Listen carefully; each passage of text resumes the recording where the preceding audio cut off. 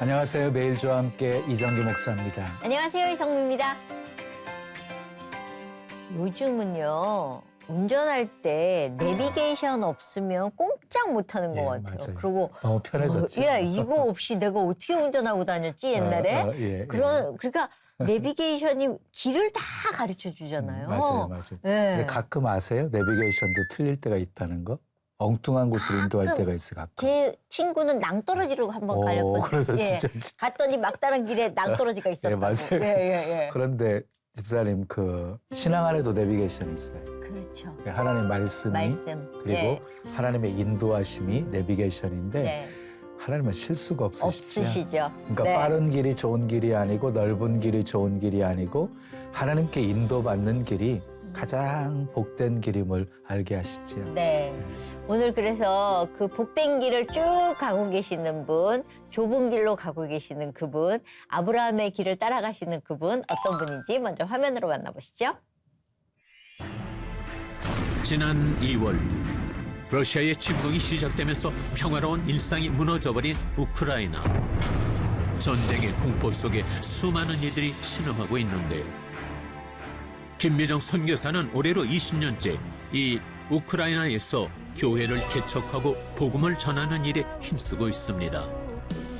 부르심에 순종해 낯선 땅에서 영혼을 살리며 하나님의 제자들로 세워가는 김미정 선교사. 오직 말씀을 붙잡고 두려움 없이 헌신하는 주님의 충성된 종을 만나봅니다. 네, 우크라이나에서 사역 중이신 김미정 선교사님 모셨습니다. 어서 오세요. 반갑습니다. 네, 반갑습니다. 네. 지금 계속해서 지금 전쟁 중이다 보니까 네. 말할 수 없는 고통 중에 이렇게 우크라이나 국민들이 처해 있잖아요. 네. 우리 선교사님이 사역하셨던 그 지역은 지금 좀 어떤지. 제가 사역했던 지역은 드니프로라고 네. 키이우에서 500km 정도 떨어진 곳이에요. 음.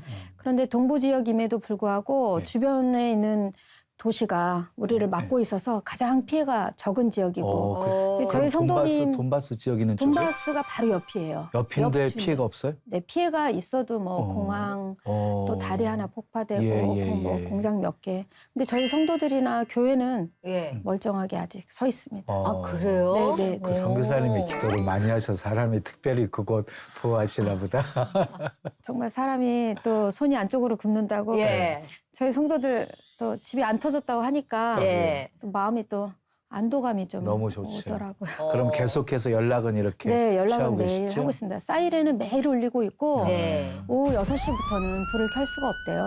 지금까지도 그래요? 그래서 석 달이 넘었는데 그냥 사이렌 소리와 함께 살아가고 있다고 하더라고요. 그럼 얘기 들어보니까 지금 나오신 지가 좀 되신 것 같아요. 네, 전쟁 나기 일주일 전에 나왔습니다. 아, 그래요? 네. 다 그냥 나가도록 했거든요. 나가라 그랬잖아요. 예, 철수 권고 예, 연령 예. 명령 때문에 나왔습니다. 안 나오면 뭐 어떤 뭐가 여권법에 의해서 네. 여권을 말소시키고 1,000만 원의 벌금을 낸다고 1,000만 하더라고요. 원이나 내래요? 그 여권이 재발급이 안 된다. 어머. 그런 얘기 때문에 모든 그러니까 어쩔 수 선교사님 없이 다 나왔겠네요. 모든 모든 선교사님들이 황망하게 나왔습니다. 사실은. 그래서 급히 그러면 급히. 서둘러서 나오신 네, 거네요. 네. 전쟁 날 줄 오. 몰랐어요. 아, 그래요? 네. 그럼 나오면서도. 나오고 나서 얼마 후에 전쟁이? 자가격리 끝나는 날에 24일 날 딱 전쟁이 났습니다. 그래요. 네. 그러니까 나오시고 나서 일주일 뒤에 그러면 어때요? 마음이 어떤 마음이 드셨어요? 처음에는 아무 감정의 공황 상태?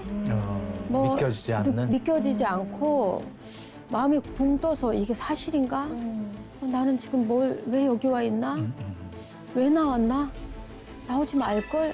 여러 감정이 처음에는 아무 감정이 안 들다가 갑자기 슬픔이 막 몰려오고 아, 그래요? 멘붕이 확 빠져들어. 그러니까 지금 몸은 이곳에 계셔도 마음은 그냥 현지에 계시는 거네요. 네. 나는 나오길 잘했다 이쪽인데. 저는 나온 걸 너무 후회했어요. 여권법이고 뭐고. 왜요? 아니, 그러니까 그들과 함께 고통을 네. 나누고 저희 싶은데. 가족들이 거기 있잖아요. 저희 아. 식구들이죠. 저희 교회 성도들은 다 성도들이. 저희 식구들이에요. 그러니까 너무 마음이 괜히 나왔다. 나 진짜 나올 줄 이런 전쟁이 날 줄 알았으면 안 나올 걸. 그런데 이렇게 또 나와서 또 할 수 있는 일들이 또 있는 거잖아요. 네, 그 멘붕이 이제 네. 왔다가 네. 정신을 차리고 보니까 네. 제가 여기 와서도 할 수 있는 일이 그럼. 네 도울 수 있어서 그것도 감사하더라고요. 네. 근데 너무 신기한 게 우리 같으면 야 진짜 나 나와서 살았다. 나 진짜 천만다행이다. 이 얕은 생각으로는 그런 생각이 드는데 근데 만약에 딸을 거기에 뒀다, 예. 가족이 있다 했으면 후회가 되지 않겠습니까? 근데 이게 내가 낳은 자식하고 남의 자식하고 그러니까 자기 자식이라고 진짜 생각한다면 저는 그렇게 그렇죠. 생각해요. 그렇게 생각이 드시는 네, 거죠. 네, 네. 신기해. 근데 대부분 선교사님들의 마음들이 그곳에 있어요. 거기서 그래서 내가 낳은 거기서 것처럼. 죽고 네, 거기서 그냥 묻히기를 원하시잖아요. 네, 그렇죠?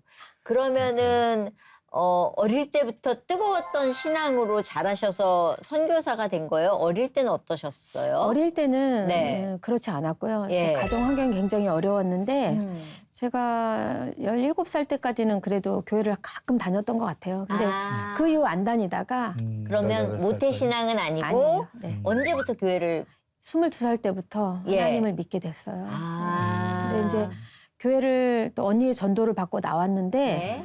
여의도 순복음교회가 너무 사람이 많더라고요. 네. 그래서 사실 한번 나왔다가 다시 안 나왔어요. 장로교를 가겠다. 난 조용한 데 가겠다. 네. 너무 성격이 조용한 사람이라. 아. 근데 갔더니 저를 인도하는 사람이 예. 또 없었어요. 어. 그러니까 다시 언니가 너 그렇게 있으면 안 된다. 다시 저를 다시 이끌어 왔는데 순복음교회에 왔는데 너무 사람이 많고 네, 네. 밀려 들어가면서 마음이 어렵더라고요. 그래서 저희 언니가 저를 이렇게 보호하면서 새신자가 왔습니다.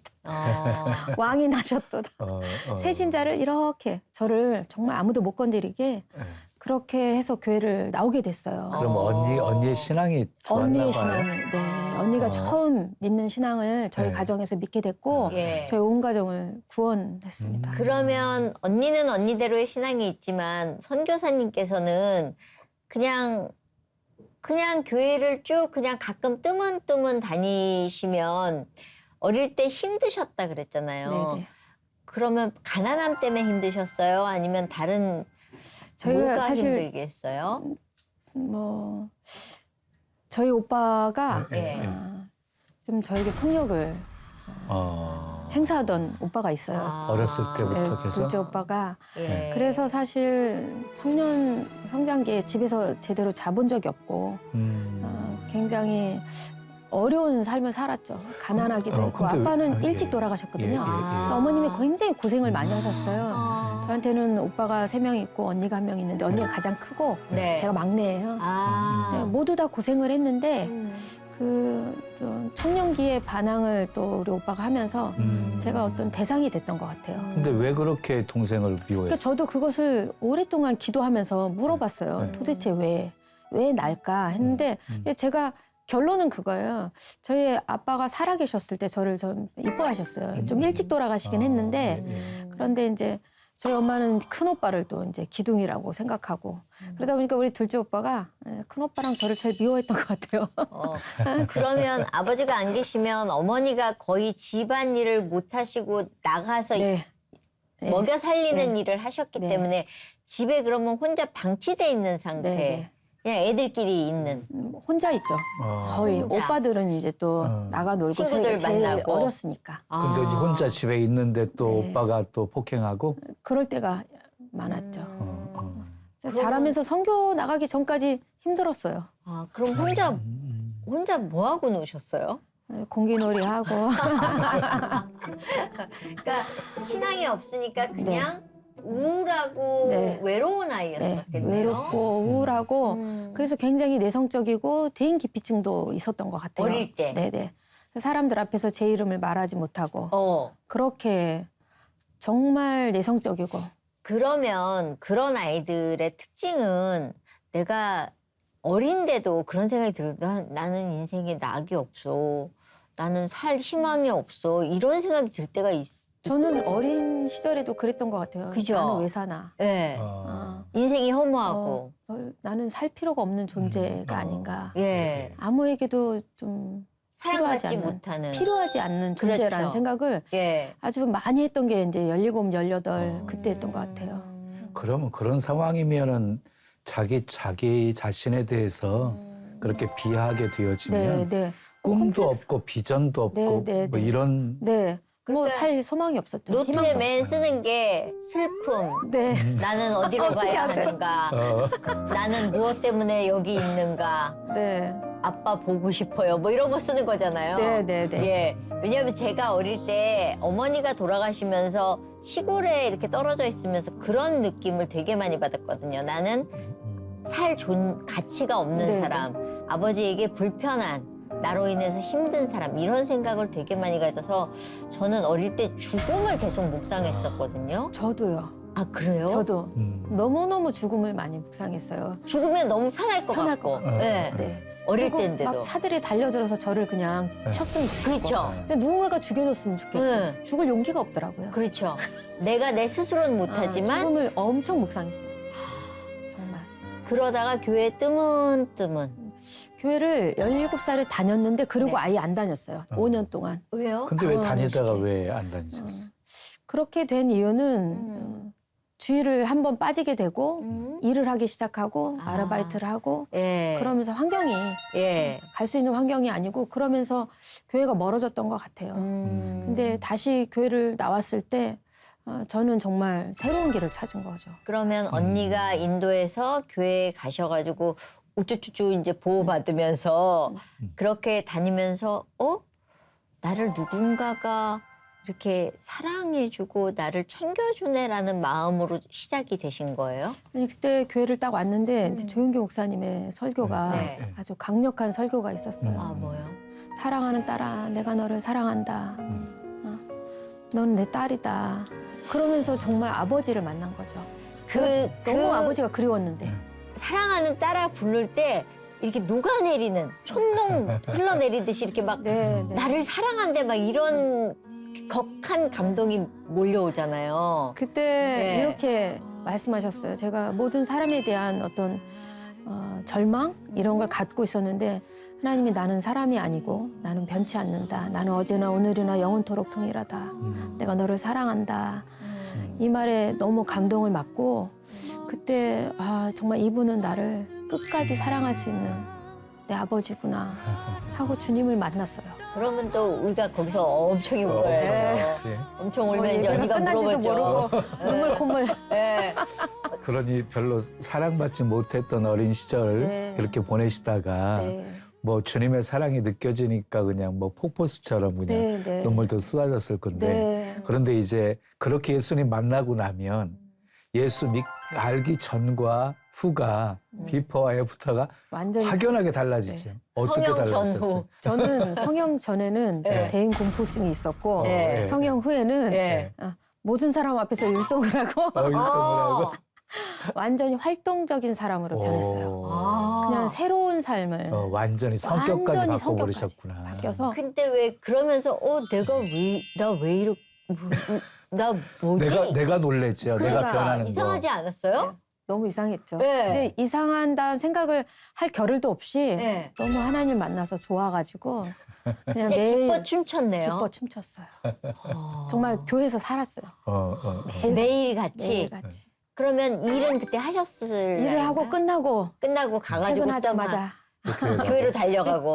그 직업도 하나님께 구했어요. 교회 근처로 음? 교회 모든 예배에 참석할 수 있도록. 예, 그래가지고 바로 옆에 있는 사학연금 매장에서 예. 그 판매원을 예. 하게 됐어요. 어. 근데 이제 저희 구역장은 그런 일은 구하지 마라. 뭐 좋은 직업을 구해서 좀 더 이렇게 직업으로 좀 네. 하나님께 영광 돌려야 되지 않나. 근데 저는 제일 중요한 게 교회를 가는 거였고 예. 그냥 교회를 갈 수 있는 시간이 필요하고 환경이 회식도 안 하고 그런 환경이 필요했던 거예요. 예. 근데 그 조건이 다 맞더라고요. 그래서 무조건 묻지도 따지지도 않고.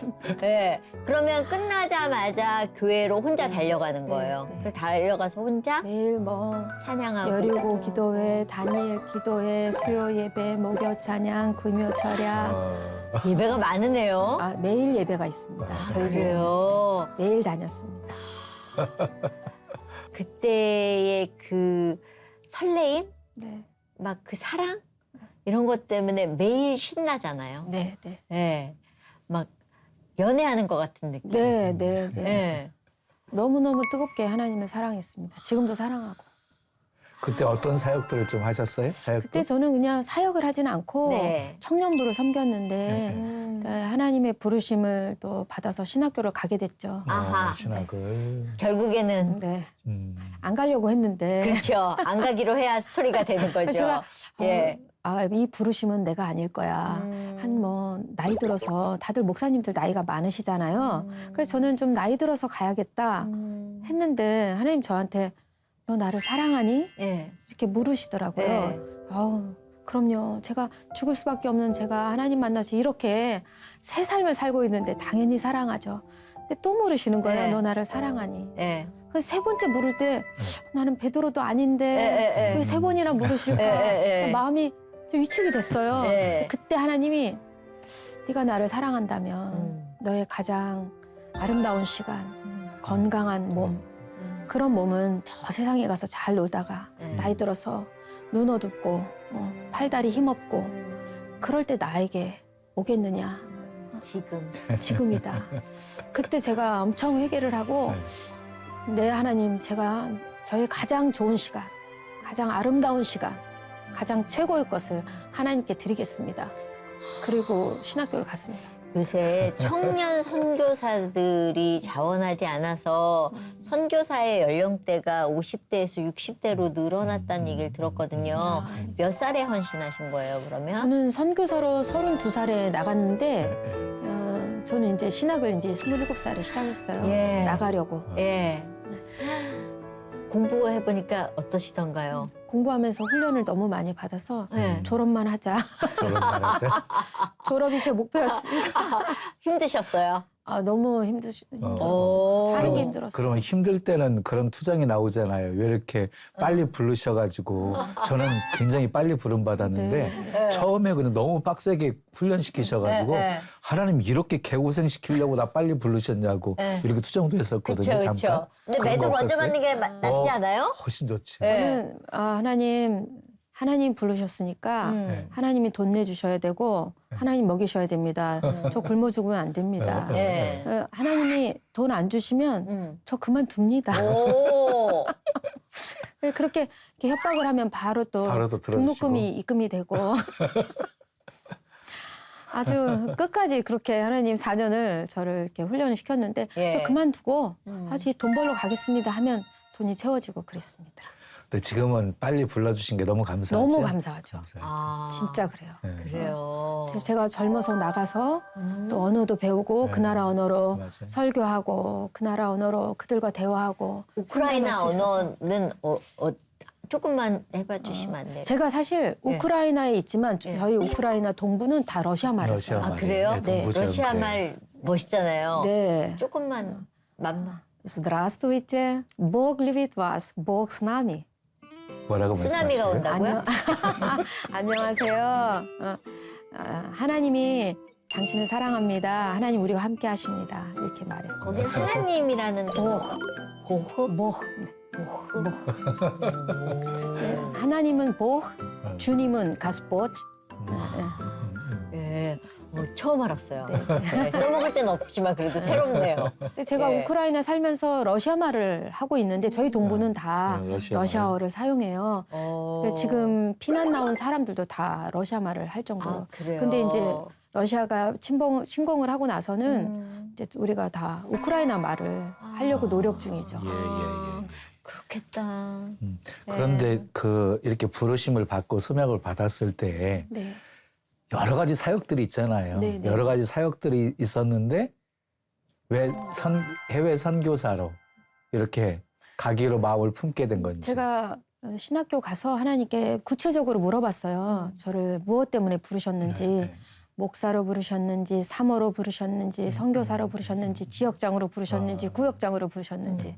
저는 분명하게 알고 싶었는데 그 2학년 때 영어 동아리를 들어갔더니 겉은 영어 동아리인데 선교 동아리였어요. 네. 그래서 인도 단기 선교를 갔는데 정말 저는 정말 가난한 신학생이었는데 그 돈을 다 채워주셨어요.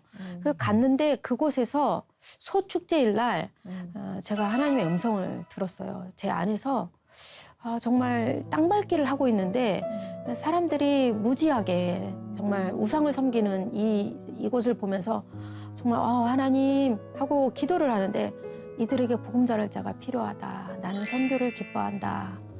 그렇게 말씀을 하시길래 저는 그때까지 굉장히 수동적인 신앙생활을 하고 있었어요. 시키는 일만 열심히 하자. 그런데 그 얘기를 딱 듣는 순간 하나님, 저는 하나님이 하라고 하면 하겠습니다. 선교사가 돼야 한다면 제가 선교사가 되겠습니다. 그랬더니 제 마음에 나는 한국에 너에게 좋은 길을 내어줄 수 있다. 그리고 나는 선교를 기뻐한다. 이들에게 복음 전할 자가 필요하다. 또 3번을 반복을 하시는 거예요. 근데 3번째 제가 깨달았어요. 아, 자원하기를 원하시는구나. 내가 스스로 내가 선교사가 되기를 원하시는구나. 그래서 제가 하나님이 기뻐하시는데 제가 하겠습니다. 제가 가겠습니다. 근데 그 순간에 어디로 가야 할지 내가 무엇을 해야 될지 모르겠는 거예요. 그래서 하나님, 제가 어느 나라를 가야 될지 나를 알려주시고 그 나라 언어를 주세요. 예. 그 나라 언어로 복음을 전할 수 있도록. 그리고 제가 항상 집이 없어서 왔다 갔다 하면서 어렵게 살았는데 제가 머물 곳은 준비해 주세요. 네. 근데 그 얘기가 딱 마치는 순간에 이 마음에서 대화가 다 끝나는 거예요. 네. 그때 아차했습니다. 왜요? 내가 이거 혹시 서운한 것인가?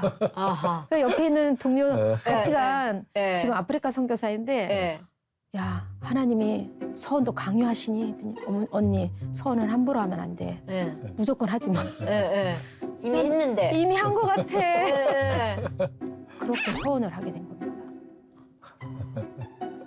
근데 사람이 간사한지라 하나님, 제가 며칠 생각해 봤는데 조금만 시간을 더 주시고 저에게 좀 주시면 잠깐만 좀 생각을 해볼게요. 이렇게 미룰 수 있잖아요. 네. 아, 그 이후로 아예 생각을 안 했습니다.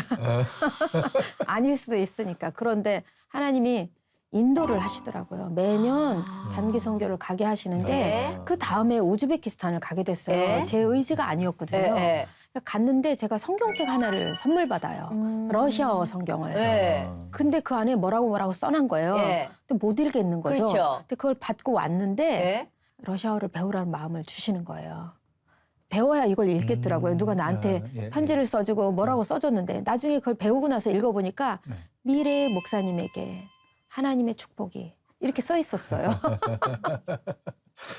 그러면은 그 편지 읽기 위해서 러시아 공부를 네. 하게 된 거네요. 네. 근데 러시아 공부도 하나님이 그렇게 시키셨고 그 다음에 우크라이나로 보내셨는데 네. 돈바스 지역 가까운 지역이어서 러시아어를 쓰고 있고 네. 다 이렇게 연결되네요. 네네. 그 러시아어도 저희 청년국에서 러시아어 기초반이 예. 막 생겼어요. 그 해에. 그랬어요. 그래서 10,000원에 예. 한 달에 뭐 주일날 1시간씩 배우는 거지만 가난한 신학생에게는 이건 아주 축복의 기회죠. 러시아어는 배우기 쉬워요, 어려워요? 어려워요. 어렵지. 격이 육격에 뭐 과거형, 현재형, 미래형 뭐 말이 다 달라져요. 그래요? 남성, 여성, 중성에 다 달라져요. 내가 했냐, 네가 했냐, 그가 했냐. 완전 말이 다 앞뒤가 다 달라지거든요. 이 언어가 트이는 거가 되게 힘들다 그러잖아요. 네. 그러면 왜 하다가 하나님 저 다른 데로 좀 바꿔주시면 안 됩니까? 이게 너무 힘듭니다. 뭐 이런. 저는 그렇게는 생각 안 하고 하나님 방언의 은사를 러시아어로 주세요. 그렇지. 아니면 통역을 주세요. 네. 나 정말 말 이렇게 하기 너무 너무 힘들어요. 네. 그런데 끝까지 예. 안 주셨어요. 그래서 해야 되는 그래서 거군요. 너무 감사해요. 어. 지금은 그래서 그들과 소통하고 네. 그들과 대화할 수 있어서 감사해요. 그런데 이제 결국 순종은 우리가 하는 거고 네. 역사를 하나님이 하시잖아요. 네. 그러니까 이렇게 내가 선교사로 순종하려고 하니까 사실 러시아어도 공부하게 하시고 그렇게 그쪽으로 우크라이나 열린 인도하시고 길도 열어주신 거지. 네. 그러니까 사역하시면서 순종했을 때 하나님이 기가 막히게 여호와 일에 예비하신 손길 정말 많이 경험하셨을 거 아니에요. 네, 그걸 좀 네. 간단하게 소개시켜 주시면. 먼저는 제가 그 땅에 가게 된 것 자체가 사실 러시아어를 시작했기 때문에 우크라이나는 다른 나라잖아요. 예. 근데 우크라이나를 가라 했을 때 저는 무조건 순종했어요. 네. 근데 그 하나님이 우크라이나로 가라 이렇게 얘기하셨어요? 하나님이 아니라 저희 성교국에서 성교국에서. 제가 처음에 이제 러시아를 갔는데 네. 1년 동안 살인 순복음교회에서 제가 네. 청년들을 섬겼었어요. 그리고 들어왔는데 네. 다시 우크라이나를 가라고 하는 거예요. 성교국에서? 네. 근데 제가 네 알겠습니다 했더니 우크라이나가 어딘 줄 아냐고 그러더라고요. 그거 사실 쉽지 않잖아요. 우크라이나어를 네. 또 배워야 된다는 생각을 하면은 그래서 제가 내가 러시아 공부했는데. 그렇죠. 곡창지대라는 것은 들었습니다. 예. 그랬더니 웃으시더라고요. 예. 가라고 거기 신학교가 세워지기 시작했으니까 예. 그래서 그냥 순종하는 마음으로 갔는데 네. 공항에 딱 도착했는데 러시아 말로 물어보는 거예요. 어디서 왔냐고. 아하. 그때 제가 하나님 놀랍다. 고향에 온 듯한 거기서 다 러시아 말을 쓰고 있더라고요. 예. 이게 책으로 배운 언어와 실제에서 이게 행해지는 언어들이 다른 것들이 있고 네. 그러다 보면 처음에 딱 도착해서 되게 긴장하잖아요. 네. 어떠셨어요? 처음에 가가지고 실수 안 하셨어요? 실수도 많이 하고 했지만 예. 저는 그냥 굉장히 고향에 온 듯한 생각이 들었고 그래요? 네, 너무 좋았어요. 저 아는 친구는 계속 시애틀 간다 그랬는데 그 친구 시애틀이라 그래가지고 극장 앞에 계속 간 친구가 하나 있거든요. 그런 언어적인 실수는 없으셨어요? 저는 그렇게는 안 하고 말을 할 때 네. 사실 이제 이게 강세가 달라서 네. 똑같은 말인데 강세를 어디에다 두느냐에 따라서 의미가 쓰다, 네. 싸다가 예. 돼요. 어머머머. 그래서 예. 제가 내가 편지를 쓰다를 네, 얘기하려고 그랬는데 네. 오줌을 싸다가 된 거죠. 그런 경험은 있습니다. 그래서 도착해서 이제 우크라이나에 딱 가서 정말 친정에 온 것 같은 느낌으로 도착을 해서 사역을 시작하면 느낌은 또 다르시잖아요. 네, 엄청 힘들었죠. 정말 하나님 여기에 왜 보내셨습니까? 이 얘기가 또 나왔어요, 사실은. 제가 거기에 있는 마약을 했던 친구들이 하나님을 믿고 신앙생활을 하기 시작하면서 신학교 온 친구들이 있습니다. 그 친구들을 이제 제가 첫 해에 예. 제가 기숙사의 사감으로 그들을 섬겼어요. 40명이 한 건물에 있었는데 난방이 되지 않았어요. 그때는 그 영하 35도까지 떨어지는 겨울이었어요. 몇 년도죠? 그게 2003년도였어요. 그런데 그 사람들이 다 이제 마약을 했던 사람이고 알코올 중독자들도 많고 근데 거친 사람들이거든요. 근데 그 40명과 함께 사는데 화장실이 2개, 샤워 시설이 2개였어요. 여자는? 여자와 남자가 공동으로 반반씩 있고. 공동으로? 네네. 그런데 한국 음식도 먹을 수가 없고 네. 추위는 너무 심하고 아. 말은 안 통하고 그래서 서럽죠. 제가 서럽고 힘들었는데 그들과 제가 매일 그 30분씩 대화를 했어요. 그때는 스마트폰이 없었어요. 이런 사전 2개, 한너 사전, 러한 사전을 2개를 들고 말하는 거 무슨 말인지 못 알아들으면 펴라. 그럼 잠깐 기다려. 답. 그래서 하루에 한 단어에서 3단어를 배웠던 것 같아요. 그렇게 말을 배웠어요. 그들과. 몇 년 정도 되었을 때 좀 자유롭게 소통이 되셨어요? 전 이제 한 2년 지나니까 소통은 1년 후부터 다 됐고 이제 제가 딱 3년 되면서 교회 개척을 했거든요. 설교를 아주 떠듬떠듬이지만 했습니다. 저는 목표를 3년 안에 내가 설교하는 것. 그리고 그 설교가 시작되는 그 시점부터 하나님 3년 안에 통역까지. 또 통역을 하기 시작하면서 3년 안에 양방 통역까지. 목표를 계속 세워서 언어를 계속 키워나갔던 것 같아요. 저는 궁금한 게 선교사님들은 세팅이 된 상태에서 가세요? 아니면 가가지고 다 해결을 하셔야 돼요? 다 해결을 해야죠. 가서 해결. 맨 땅이네요. 맨 땅이죠. 그 어떻게 처음에 가서? 처음에는 이제 그 신학교를 갔었는데 예? 다시 제가 2005년도에 개척을 나와요. 예? 개척을 나와서 집을 하나 구하게 돼요. 예? 근데 이제 교회를 하기 위해서 집을 구하는 거니까 하나님 저도 살고 교회도 예배도 드리고 아이들도 있어야 됩니다. 방이 5개가 필요합니다. 근데 그때만 해도 교회 건물이 구하는데 1,000불이 넘게 들었어요. 근데 저는 그런 돈이 없고 네. 하나님 250불이 최고입니다. 저는 한계가 거기입니다. 근데 딱 250불 되는 집을 시장 옆에 구하게 돼요. 예? 그래서 그 집에서 살면서 예?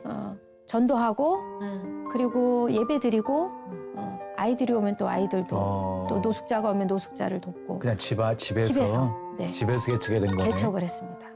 그래서 제가 그 훈련 기간 동안에 급하게 제가 기타를 배워요. 급하게 기타를 배웠는데 저는 사실 손가락 하나가 예. 이렇게 짧아 있어요. 예, 예, 근데 이게 이제 저희 어머님이 저를 예. 떼려고 했는데 약을 70알을 먹었는데 떨어지지 않고 뭔가 이렇게 기형이 나올 줄 알았대요. 근데 손가락 하나만 이렇게 짧아 어머. 있어요. 근데 이래서 기타를 칠 때 이 G 코드를 잘 못 잡아요. 아, 그래서 제가 다른 방법으로 G 코드를 잡아서 코드 3개를 배워서요. 예. 찬송가를 다 이제 웬만한 찬송가 3코드면 다 치거든요. 아, 그래요? 그래서 제가 기타 치고 예. 그리고 짧지만 그 언어로 설교하고 또 밥을 해서 밥을 먹이고 예. 매일 노방전도 하고 하루 1시간 기도, 1시간 성경. 1시간 성경은 러시아어를 읽었어요. 러시아어를 배우기 위해서. 그리고 나가서 전도하고 그렇게 개척을 했어요. 그럼 그렇게 세워진 교회가 지금 한 15년 됐어요?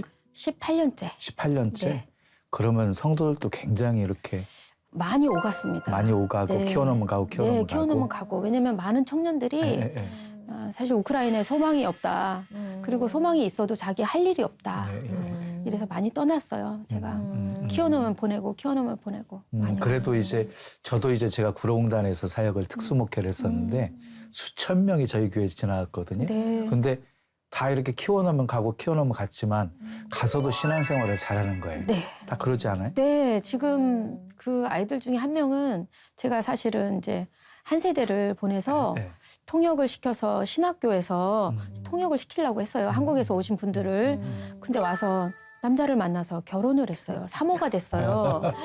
또 뭐 주회를 한다는데 네. 그래서 제 그 어제도 그 사모를 만나고 왔는데 아이를 놓고 잘 키우고 있고 하나님을 잘 믿고 그 외에 친구들도 여기 와 있는 친구들이 많아요. 그들도 다 교회를 잘 다니고 교회에서 봉사하면서 하나님을 잘 만나고 있어요. 근데 이게 뭐 그렇지만 여자니까 겁나고 두려울 때도 있을 것 같고 네. 사실은 그 약간 좀 세상에서 이렇게 소외되신 분들은 분노가 많으시잖아요. 여자기 때문에 잘 견뎌내기 쉽지 않았을 텐데라는 생각이 들거든요. 여러 일이 있었어요. 정말 선교지에서 죽을 것 같은 네. 마음이 너무 절망스럽고 네. 살고 싶지 않고 네. 억울하고 네. 어떤 날은 너무 억울해서 밤새 한숨을 못 자고 너무 억울해서 울다가 너무 황당해서 웃다가 울다 웃으면서 제가 막 미쳐버릴 것 같더라고요. 그렇게 올밤을 꽉 세우고 아침에 저희가 이제 개척일 제가 2개를 했는데 그 2번째 개척교회가 마을에 있어요, 시골에. 거기에 원래 이제 장소 때문에 만나러 가야 되는 날이었어요. 근데 이런 마음으로 제가 어떻게 가겠어요. 근데 뭐 선교지 와서 죽겠다고 해놓고 뭐 이런 일로 내가 그래 하자 하고 갔어요. 근데 마음은 너무 절망이었죠. 근데 거기를 딱 갔는데 그 마을의 한 청년이 제가 전도한 청년이죠. 목사님. 근데 제 얼굴이 얼마나 무너져 있겠어요. 근데 그거 쳐다도 안 보고 성령이 충만해가지고 하나님이 이렇게 살아계신데 왜 하나님을 사람들이 안 믿는지 모르겠어요. 그 말을 딱 하는데 정말 발끝에서부터 힘이 빡 올라오면서 제가 이렇게 너무 힘들어서 이렇게 있다가 바짝 세우고 차를 마셨어요. 그때 이 마음에 누군가가 나한테 용서를 구하지 않았는데도 용서가 되더라고요. 그래, 하나님 살아계신데 하나님이 계신데 다른 이런 일들이 무슨 상관이 있어. 하나님만 계시면 되지. 이렇게 그 일을 이겨냈어요. 아니 근데 하나도 제대로 하기 힘든데 하나를 더 개척하셨어요? 네. 어디다가? 저희 이제 도시에서 예. 50km 떨어진 50, 많이 떨어졌네. 마을이 아주 작은 마을인데 네. 거기 이제 저희 교회 나온 할머니 한 분이 아들네 집을 가가지고 예배를 못 드리니까 그 어떤 사람이 뭐 와가지고 제7일 안식교인데 뭐 11조를 달라고 했다. 여기를 해도 되냐 하고 전화가 왔어요. 그 내가 잠깐 기다려라. 내가 가겠습니다. 근데 그때 마침 하나님이 저에게 어떤 한 자매의 헌신으로 시집갈 돈을 헌신해가지고 차를 구입하게 됐어요. 그 차를 구입하면서 그 할머니께 제가 갈 수 있게 됐죠. 그래서 제가 갔어요. 가서 내가 매주 오겠다. 차를 구입한 지 얼마 안 됐으니까. 그랬더니 여기까지 와줘서 고마워요 하면서 주변에 있는 사람들을 모아주기 시작했어요. 그래서 교회가 됐어요. 거기서 집에서 할머니 집에서 예배 드리다가 카페에서 예배 드리다가 네. 마을 회관에서 예배 드리다가 너무너무 추운 거예요. 네. 그러다가 그 마을 청년이 자기 땅을 하나 네. 팔아주겠다고 네. 해서 거기서 교회를 건축을 했어요. 네. 조그맣게. 예. 거기서 예배를. 그럼 양쪽 다 이제 예배당은 잘 건축돼 있지? 아니요, 한쪽은 네. 임대를 하고 있어요. 처음 시작했던 도시에, 곳? 네네, 거기는 네. 도시라서 네. 비싸요. 비싸요. 구입할 수가 없어요. 땅도 구할 수가 없고. 근데 네. 이게 두 군데를 하려면 몇 배의 에너지가 필요하고 뭐 그렇지도 않아요. 오전에 네. 예배 드리고 네. 밥 먹고 또 달려가서 달려가서. 오후 50km 를? 2시에 드리고. 네. 매주. 그리고 매주 50km 거길 가니까. 1시간 좀 한 시간 걸려요. 한 시간 걸려요? 네. 너무 아무렇지도 않게 1시간 걸려요. 그러시는데 그러면 그렇게 해서 하나님이 두 군데를 허락하실 때 하나님 나 이거 두 개 다 해도 돼요? 이건 뭐죠? 라는 궁금증은 없으셨어요? 뭐 그런 건 없고 네. 그냥 예배가 드려져야 되니까 예배를 드리게 된 거고 네. 거기 이제 고려인들이 살았었는데 이제 그런 많은 고려인들이 다시 한국으로 이민을 오게 됐어요. 여기 이민을. 네, 여기 이민을. 그래서 10가정이 다시 이쪽으로 나와서 거기는 사실 지금은 고려인들이 많이 없고 아이들만 남아서 또 아이들을 섬기게 됐죠. 근데 지금 전쟁 나서 예배를 못 드리고 있어요. 여기는. 도시만 드리고 있고. 전쟁 나기 전에 코로나 상황이 있었잖아요. 네, 네, 네. 네? 코로나 상황까지도 왔었는데 그때 성도들은 좀 어땠었는지. 저희 성도들은 사실 코로나 때문에 뭔가 이렇게 달라지고 이런 건 없었어요. 어머. 저희 성도들은 다 100% 11조에 네. 뭐 100% 항상 출석이 100% 인원이 많지 않아요. 어, 그런데 코로나 걸려서 한 번은 우리가 다 같이 모여가지고 한 번 싹 돌았어요. 네, 다 아픈 거죠. 네. 근데 한 번도 누구 때문에 걸렸나, 이게 누가 옮겼나 이런 얘기를 해본 적이 없고, 나 오늘 걸려서 못 가니까 그렇게 아세요. 그리고 오늘 누가 아프다는데 거기에 뭘 갖다 줘야 되는데 뭐 이렇게 서로 돕고 있어요. 그냥 코로나라고 해도 뭔가 달라진 느낌은 없더라고요. 그러면은 그게 감동 아니에요? 저는 그게 감동이에요. 근데 사실 한 석 달 정도는 못 드렸어요. 예배를 국가에서 못 드리게 해서. 예. 그때는 저희는 이제 바이버라고 카톡 같은 게 있어요. 네. 그거를 틀어가지고 예. 단체 톡을, 단체 전화, 단체 전화 또? 예. 네, 단체 전화가 단체 되니까. 그렇죠. 예. 그래서 예배를 그렇게 드렸어요. 네, 네, 그렇게라도 드릴 수 있다고 좋다고 또. 그렇죠. 또. 오히려 힘든 상황 속에서 왜 더 보람이 느껴지는 네, 게 네. 많잖아요. 네, 네. 코로나의 그 3년의 기간이 사실은 어떻게 보면은 정말 알곡과 쭉정이를 이렇게 볼 수 있는 시간이라고 저희들은 얘기하는데 어땠어요? 어느 쪽이 더 많던가요? 저희 교회 거의 다 알고? 성도들은 다 변함없이. 네.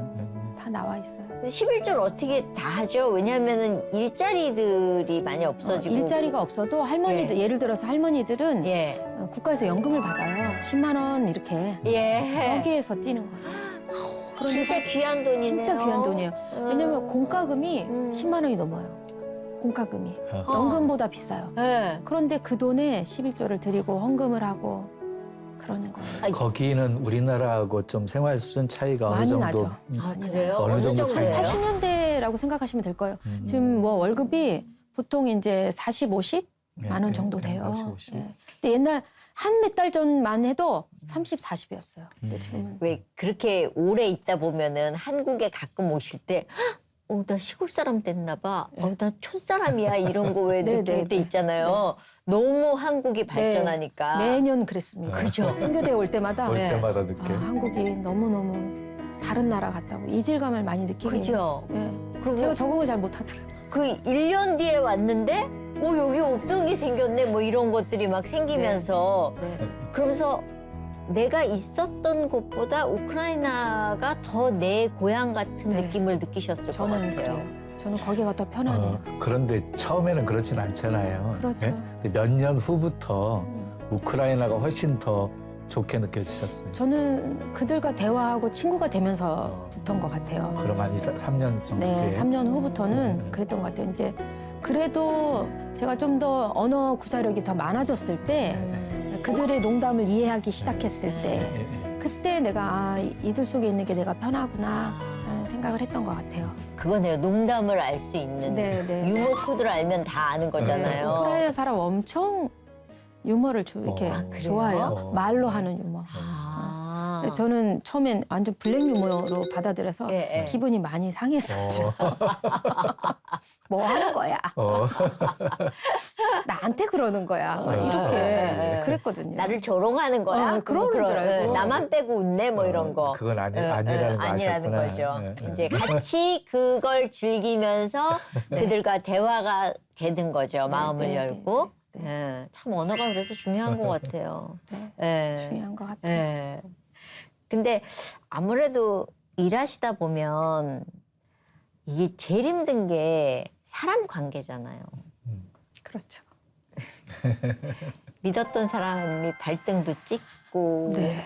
제가 청년들을 이제 학비를 대주고 또 키우기도 하고 그랬는데 이제 한 자매가 이제 주일학교를 담당하고 있던 자매가 말없이 떠난 사건이 있었어요.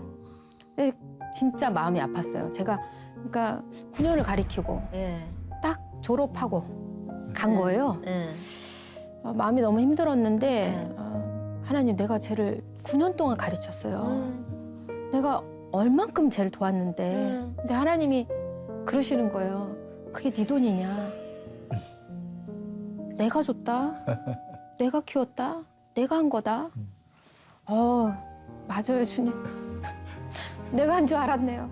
회개가 터졌겠네. 네, 회개했죠. 그리고 그 아이가 다시 돌아왔어요. 어머. 1년 만에 돌아왔는데 예. 너무 묻고 싶었어요. 왜 나한테 왜? 그랬는지. 응. 근데 하나님 묻지 말라고 하시더라고요. 그리고 안아줬는데 예. 그 사람이 지금 전도사가 되고 저와 가장 가까운 저와 함께 하나님을 섬기는 저와 가장 마음이 합하여진 사역자예요. 그 사역자가 사실 이 옷을 수를 놔줬어요. 그 수놓은 거예요? 네. 손수. 손수. 우와. 이게 전통 의상이에요. 그래요? 네, 저에게 원피스를 하나 사라 그러더라고요. 예, 예, 예. 그래서 제가 정말 그냥 구입을 이리저리 다니면서 막 예. 세컨핸드도 다녀보고 막 해가지고 예, 그냥 예. 내가 좋아하는 스타일을 하나 사왔는데 네. 달라고. 거기 다 수놓은 거구나. 이거를 전쟁 중에 마무리를 했습니다. 우와. 그래서 제가 여기 나온다고 했을 때 이걸 입고 나오고 싶었어요. 그 얘기 들으니까 더 이뻐 보이네요, 옷이. 손으로 그걸 다 일일이. 손으로 일일이. 이야. 실력가더라고요. 처음 옷에 노는 거래요. 그래요. 옷에 처음 났다고 하더라고요. 근데 너무 잘 안나 봤는데? 전도사님인데 작품이네요. 네, 네. 작품이. 근데 세상에 한 벌밖에 없는. 예. 근데 이제 사역하다 보면 저 같은 경우는 환경 때문에 오는 어려움보다 사람 때문에 받는 그런 상처가 더 크죠. 예? 뭐 실망도 실망이지만 상처받을 때가 많잖아요. 네. 그 상처 받을 때마다 우리 선교사님은 어떻게 해결하시고 회복하셨어요? 저는 정말 말씀으로 해결했던 것 같아요. 제가 번아웃 됐을 때도 그런데 가장 마음이 어려웠을 때 하나님 말씀을 계속 들었어요. 사실은 그거는 성경을 읽기도 힘들고 그럴 때는 방송을 봐요. 여러 방송을 보고 목사님들의 말씀도 듣고 저희 이영 목사님 말씀, 조은기 목사님 말씀 그리고 새롭게 하소서 뭐 매일 주와 함께 막 이런 것들을 들으면서 사람들의 사는 이야기를 들으면서 하나님이 저에게 주시는 메시지를 듣는 것 같아요. 하나님이 함께 하시고 또 내가 여기 있어야 하는 이유, 그들을 사랑해야 하는 이유, 사람을 믿는 대상이 아니라 사랑하는 대상 이런 것들을 하나님 말씀을 통해서 이렇게 주셔서 견딜 수 있었고 그리고 다시 그들에 대한 사랑을 가질 수 있었던 것 같아요. 이제 가장 중요한 게 사역자로서는 공급받는 게 있어야 이렇게 흘려보내잖아요. 네. 그래서 선교사님은 이제 자주 방송, 설교 이런 거 들으시면서 공급 받으시면서 이렇게 흘려보내셨네. 네, 저는 그러면서 또 성경을 연구하기 시작하면서 예. 애들한테 가르치기 위해서 연구를 하기 시작했는데 성경을 배우면서 성경 속에 있는 그 가정과 교회 이것에 대한 하나님의 진리를 깨닫게 해주시더라고요. 저는 이제 싱글 선교사인데 하나님이 결혼 안 하셨어요? 네. 왜요? 뭐 못했다고 해야 되나 안 했다고 해야 되나 뭐 계속 선교지에만 있다 보시니까. 네. 청춘을 바치면서 그렇게 됐네요. 장단점이 있으시죠? 네. 어때요? 장점은 뭐 아이들이나 남편이 없으니까 온전히 선교에 집중할 수 있고 또 어느 지역에도 갈 수 있고 어떤 인프라가 되지 않는 곳도 가능하고 언제든지 들어갈 수 그리고 뭐 신방을 다니거나 제가 이제 집시 사역도 한번 이제 협력 사역을 한 적이 있는데 네. 1,300km를 다녀야 돼요. 그리고 그런 먼 길을 다니는 것, 오랜 시간을 비우는 것 이런 일들 속에 혼자 있으니까 간편하죠. 결정하기도 간편하고 내가 가야 하면 가는 거고 누군가와 상의해서 뭔가를 만들어내고 이런 걸 하지 않아도 되니까 굉장히 장점이에요. 혼자 결정하니까 네. 하나님과 같이 의논해서. 근데 단점은 옆에서 격려하고 또 내 편이 되어주고 이런 사람이 없으니까 외롭죠. 그런데 이제 그런 단점을 제가 목회를 하면서 가족을 만들어내면서 그 단점이 보완이 된 것 같아요. 그들이 네, 그러니까 그들이. 바울이 디모데를 향해서 내가 복음으로 낳은 아들이라고 말한 것처럼 정말 그럼 그래요. 전부 영적으로 낳은 네. 내 자녀라고 생각하면서 네, 네, 네. 사역하시나요? 네, 어. 제 자녀들이에요. 그러면 결혼하고 싶은 마음은 지금도 없으세요? 지금은 없어요. 나이 들면 나 혼자 있는 거 좀 그렇지 않을까 이런 생각들을 그런 많이 생각도 있는데 네. 뭐 필요하다면 네. 그것이 복음을 위해서 또 선교를 위해서 그리고 내 마지막까지 하나님을 섬기는데 필요하다면 하나님이 하게 하시겠죠. 근데 저는 지금은 그런 생각이 들지 않아요. 그럼 연애도 안 하셨어요 한 번도?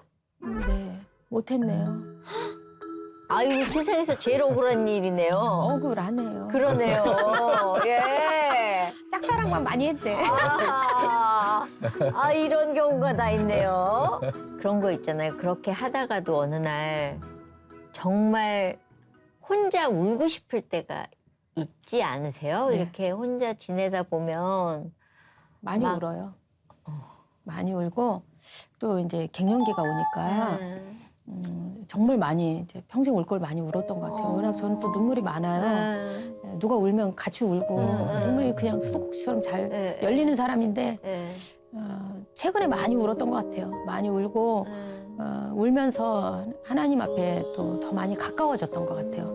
울면서 하나님을 더 많이 의지했고 운 만큼 또 하나님 내 마음 안에 있는 어떤 불안이라든가 이런 것들을 다 씻어내 주셔서 또 울고 나면 또 눈물 닦고 다시 또 힘을 내서 그래 한번 해보자. 하나님이 도와주시니까 날마다 그냥 성령님 따라가는 것 같아요.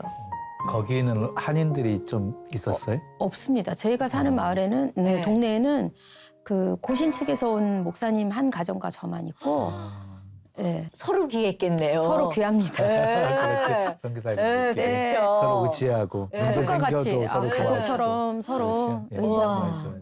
근데 지금도 우크라이나는 전쟁 중이다 보니까 네. 들어가지 못하잖아요. 네. 근데 곧 출국 준비를 하고 계시다면서요? 저는 지금 바르샤바로 네. 폴란드 바르샤바로 폴란드? 네. 거기에 이제 저희 이 옷을 만들어준 전도사가 와 있어요. 피난 나와 있어요. 아이 둘을 데리고. 그리고 다른 이제 저희 성도들 젊은 엄마들은 이 폭격 소리, 사이렌 소리 아이들이 경기를 일으키기 때문에 다 피난을 나와서 가족들에게 아니면 친척들에게 또 뭐 미국으로 간 애도 있고 또 뭐 이스라엘로 간 애도 있고 그렇게 많이 나왔어요. 근데 이제 그곳에서 제가 난민을 돕기 위해서 집을 구하고 저희 사역자랑 같이 살아요. 그 믿음 좋은 언니는 어떤 반응이에요? 선교사가 돼서 지금 이렇게 일을 하니까? 아우, 막 가장 기뻐하고 자랑스러워하죠. 자랑스러워하시지. 또 든든한 이렇게 선교 후원자가 네, 기도 후원자. 그래. 정말 우리 언니 근데 기도 많이 해요. 또 이렇게 떠난다고 하면 가족인지라 또 다른 마음이 있을 것 같아. 꼭 가야 되니?